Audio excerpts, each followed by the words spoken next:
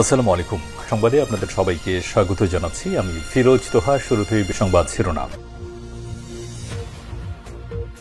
বাংলাদেশের সর্বশেষ গুরুত্বপূর্ণ আপডেট সংবাদে আপনাকে স্বাগত। শুরুতেই সংবাদ শিরোনাম, পরে বিস্তারিত।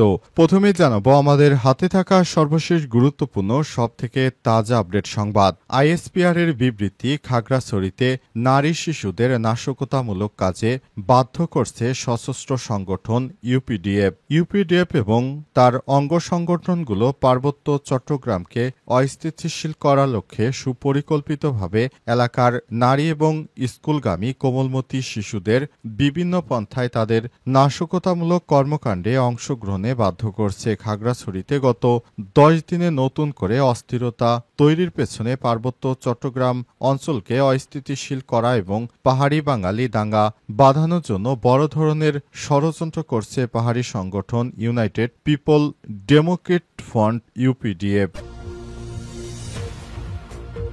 এরপর জানাবো জাতীয় পার্টির রওশনপন্থী অংশের মহাসচিব গ্রেপ্তার।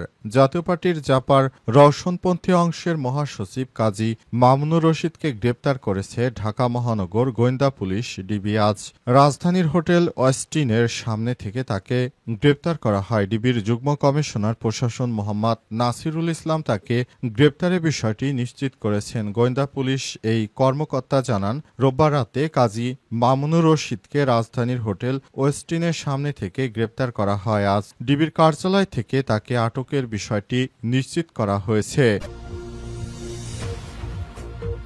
এদিকে জামাতের সঙ্গে ভুটানের রাষ্ট্রদূতের সৌজন্য সাক্ষাৎ। বাংলাদেশ জামাত ইসলামের আমিরের সঙ্গে ভুটানের রাষ্ট্রদূত সৌজন্য সাক্ষাৎ করেছেন। তিনি জানিয়েছেন, আমরা বাংলাদেশের ভালো বন্ধু, সবসময় বাংলাদেশের পাশে থাকতে চাই। এবারে জানাবো আওয়ামী লীগের 2 সাবেক এমপি সহ 13 নেতাকর্মী গ্রেপ্তার।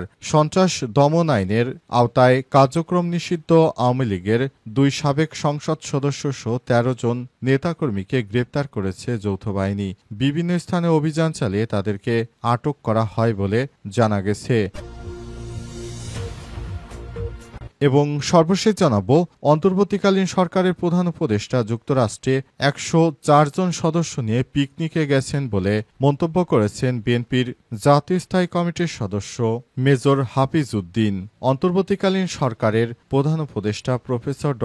মোহাম্মদ ইউনূসের সরকার যুক্তরাষ্ট্রে গিয়ে বাংলাদেশের অনেক মানুষজনদের নিয়ে তারা বাংলাদেশটাকে আর্থিকভাবে সংকটে ফেলতে চায়, এমন মন্তব্য করে তিনি জানিয়েছেন, এই ঘটনা মানা যায় না। প্রিয় দর্শক, এতক্ষণ শুনছিলেন সংবাদ শিরোনাম, এবারে বিস্তারিত।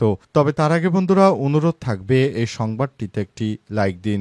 এই চ্যানেলে আপনি নতুন হয়ে থাকলে আমাদের সংবাদটি দেখতে দেখতে চ্যানেলটি সাবস্ক্রাইব করে রাখুন। কমেন্ট করে বন্ধুরা আপনার মূল্যবান মতামত জানিয়ে দিন আপনি বিশ্বের কোন দেশ থেকে বা বাংলাদেশের কোন স্থান থেকে আমাদের সংবাদটি দেখছেন এবং শুনছেন। আর বন্ধুরা, এই সংবাদটি আপনার সোশ্যাল মিডিয়া ফেসবুকে শেয়ার করে বন্ধুদেরও দেখার সুযোগ করে দিন। এবারে বিস্তারিত। আইএসপিআর এর বিবৃতি, খাগড়াছড়িতে নারী শিশুদের নাশকতামূলক কাজে বাধ্য করছে সশস্ত্র সন্ত্রাসী সংগঠন ইউপিডিএফ এবং তার সংগঠনগুলো পার্বত্য চট্টগ্রামকে অস্থিতিশীল করার লক্ষ্যে সুপরিকল্পিতভাবে এলাকার নারী এবং স্কুলগামী কোমলমতি শিশুদের বিভিন্ন পন্থায় তাদের নাশকতামূলক কর্মকাণ্ডে অংশগ্রহণে বাধ্য করছে। খাগড়াছড়িতে গত 10 দিনে নতুন করে অস্থিরতা তৈরির পেছনে পার্বত্য চট্টগ্রাম অঞ্চলকে অস্থিতিশীল করা এবং পাহাড়ি বাঙালি দাঙ্গা বাঁধানোর জন্য ব্যাপকভাবে কাজ করছে পাহাড়ের সশস্ত্র সন্ত্রাসী গোষ্ঠী ইউপিডিএফ। তারা বাংলাদেশটাকে অস্থিতিশীল করার জন্য প্রথমে পার্বত্য চট্টগ্রামকে টার্গেট করছে। তারা পার্বত্য চট্টগ্রামের নিরীহ পাহাড়ি এবং নিরীহ বাঙালিদের মধ্যে যেন দফায় দফায় বড় ধরনের সংঘাত ছড়িয়ে পড়ে, সেজন্য তারা চেষ্টা করছে। আইএসপিআর এর পরিচালক লেফটেন্যান্ট কর্নেল সামিউদ্দৌলা চৌধুরী আমার দেশকে বলেছেন, ধর্ষণ সহ যে কোনো ধরনের অপরাধ প্রচলিত আইনে বিচার হবে।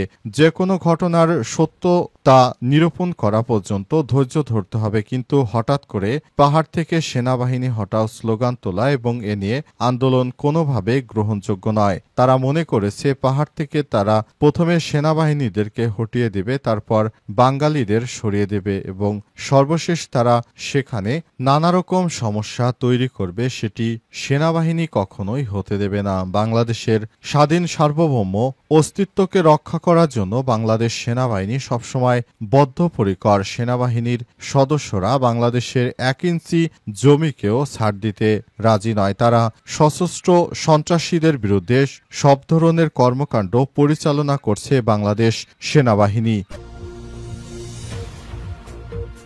জাতীয় পার্টির রওশনপন্থী অংশের মহাসচিব গ্রেপ্তার। জাতীয় পার্টির জাপা রওশনপন্থী অংশের মহাসচিব কাজী মামুনুর রশিদকে গ্রেপ্তার করেছে ঢাকা মহানগর গোয়েন্দা পুলিশ ডিবি। আজ রাজধানীর হোটেল ওয়েস্টিনের সামনে থেকে তাকে গ্রেপ্তার করা হয়। ডিবির যুগ্ম কমিশনার প্রশাসন মোহাম্মদ নাসিরুল ইসলাম তাকে গ্রেপ্তারের বিষয়টি নিশ্চিত করেছেন। গোয়েন্দা পুলিশের এই কর্মকর্তা জানান, কাজী মামুনুর রশিদকে রাজধানীর হোটেল ওয়েস্টিনের সামনে থেকে গ্রেপ্তার করা হয়। আজ ডিবি কার্যালয়ে তাকে আদালতে তোলা হবে। এর আগে 4 নভেম্বর ধর্ষণ মামলায় গ্রেপ্তারের পর আদালতে যাবার রওশনপন্থী অংশের এই মহাসচিবকে কারাগারে পাঠায়। পরবর্তী আদালত থেকে জামিনে মুক্তি পেয়েছিলেন তিনি। কাজী মামুনুর রশিদ, তার বিরুদ্ধে জুলাই আন্দোলনে হত্যার ঘটনায় একাধিক মামলা রয়েছে বলে জানা গেছে। তিনি বৈষম্যবিরোধী শিক্ষার্থীদের বিরুদ্ধে নানা রকম অপকর্মের সঙ্গে যুক্ত এমন অভিযোগ পাওয়া গেছে। এরপরই প্রশাসনের পক্ষ থেকে তাকে আটক করার সিদ্ধান্ত গ্রহণ করা হয় এবং সে অনুযায়ী তাকে আটক করা হয়েছে।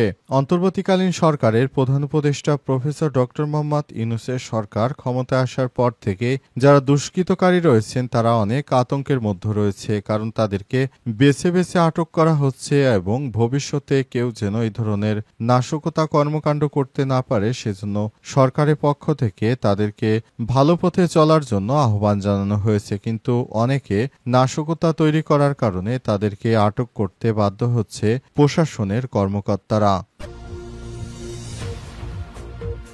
জামাত আমিরের সঙ্গে ভুটানের রাষ্ট্রদূতের সৌজন্য সাক্ষাৎ। বাংলাদেশ জামাত ইসলামের আমির ড শফিকুর রহমানের সঙ্গে সৌজন্য সাক্ষাৎ করেছেন ঢাকায় নিযুক্ত ভুটানের রাষ্ট্রদূত মিস দাসো কারমা হামুদর্জি। আজ জামাত আমিরের বসুন্ধরার কার্যালয়ে সাক্ষাৎ অনুষ্ঠিত হয়। এদিন সকাল 9টার দিকে জামাতের আমিরের বসুন্ধরার কার্যালয়ে আসেন ভুটানের রাষ্ট্রদূত। এ সময় তার সঙ্গে ছিলেন ঢাকাস্থ ভুটান দূতাবাসের কাউন্সিলর মিস্টার জিগডেল ওয়াই শেরিং।